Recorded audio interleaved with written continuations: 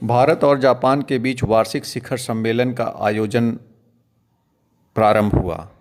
यह आयोजन 19 मार्च से 20 मार्च के बीच नई दिल्ली में आयोजित किया गया। इस दौरान दोनों देशों के प्रधानमंत्रियों ने दोनों देशों के व्यापारिक संबंधों के साथ साथ आर्थिक, सामरिक और राजनीतिक संबंधों पर विशद रूप से चर्चा की। इस चर्चा के दौरान 6 विभिन्न मुद्दों पर समझौता पत्र पर हस्ताक्षर हुए। दोनों देशों के बीच लंबे समय से यह शिखर सम्मेलन आयोजित नहीं हो पाया था।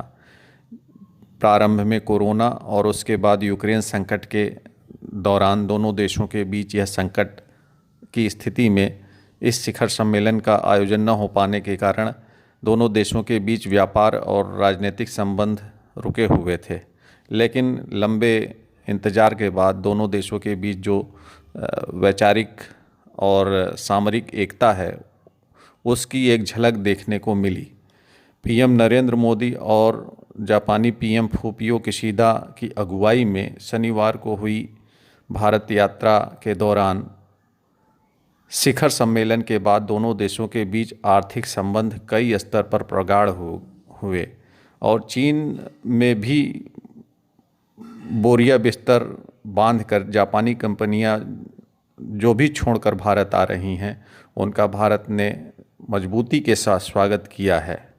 जापान की तरफ से भारत में अगले 5 वर्षों के दौरान 3.2 लाख करोड़ यानी $42 बिलियन यानी 5 ट्रिलियन येन का भारी भरकम निवेश भारत में किया जाएगा। जापान के सहयोग से देश में पूर्वोत्तर राज्यों के विकास को भी गति दी जाएगी। दोनों देशों के बीच विभिन्न क्षेत्रों में सहयोग और मजबूती बढ़ाने के लिए समझौते पर हस्ताक्षर हुए। यही नहीं, आम भारतीयों को जापान के सेब खाने को भी मिलेंगे, तो विश्वविद्यालय में भारतीय आम का स्वाद जापान के लोग ले सकेंगे। भारत और जापान के मंत्रियों के बीच सालाना होने वाली शिखर बैठक में 2019 से ही टल रही थी।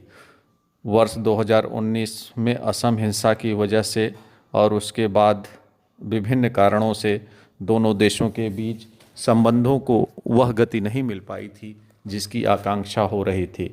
जिस तरह से भारत व जापान के बीच कूटनीतिक रिश्ते मजबूत हो रहे हैं, उसी हिसाब से दोनों देशों के बीच आर्थिक रिश्ते भी धीरे धीरे मजबूती की ओर बढ़ रहे हैं। दोनों देशों के प्रधानमंत्रियों के बीच शनिवार को हुई बैठक में आर्थिक सहयोग पर बड़ा फैसला लिया गया। आने वाले दिनों में जापान की हर तरह की कंपनियां भारत में मैन्युफैक्चरिंग सेक्टर में निवेश करेंगी। जमीन और श्रमिक भी भारत सरकार द्वारा सहृदयता से उपलब्ध कराया जाएगा। इसका रोड मैप हाल ही में गठित भारत जापान औद्योगिक प्रतिस्पर्धा साझेदारी के तहत तैयार कर लिया गया है। वर्तमान में हुई बैठक के दौरान पूर्वोत्तर राज्यों के ढांचागत विकास में भी जापान की महत्वपूर्ण भूमिका के रूप में देखा जा रहा है। जापान की मदद से पूर्वोत्तर राज्यों में बांस से निर्मित उत्पादों के बाजार को बड़े पैमाने पर विकसित करने पर सहमति बनी है। इस शिखर वार्ता के बाद भारत सरकार की तरफ से उपलब्ध कराई गई जानकारी के मुताबिक पूर्वोत्तर राज्यों में सतत विकास के लिए एक कार्यक्रम की शुरुआत की जा रही है। इसके अलावा पूर्वोत्तर राज्यों में बांस के वैल्यू चेन को स्थापित करने के लिए भी एक कार्यक्रम की शुरुआत की जाएगी। जापान की सरकारी एजेंसियों और निजी एजेंसियों के द्वारा बांस के उत्पादन की डिज़ाइन से लेकर उसकी मैन्युफैक्चरिंग, मार्केटिंग में भी मदद की जाएगी।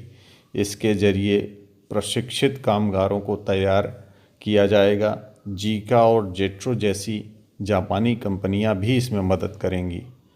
कृषि आधारित उद्योगों, पर्यटन, छोटी पनबिजली परियोजनाओं तथा अन्य रिन्यूएबल एनर्जी स्रोतों के साथ ही पूर्वोत्तर राज्यों में सड़क निर्माण के क्षेत्र में भी जापान सरकार सहयोग करने पर राजी हुई है। गैर पारंपरिक ऊर्जा स्रोत के विकास, शहरी विकास, साइबर सिक्योरिटी, 3 अन्य क्षेत्रों में जहां दोनों देशों के बीच सहयोग को आधार संभावना प्राप्त हुई है।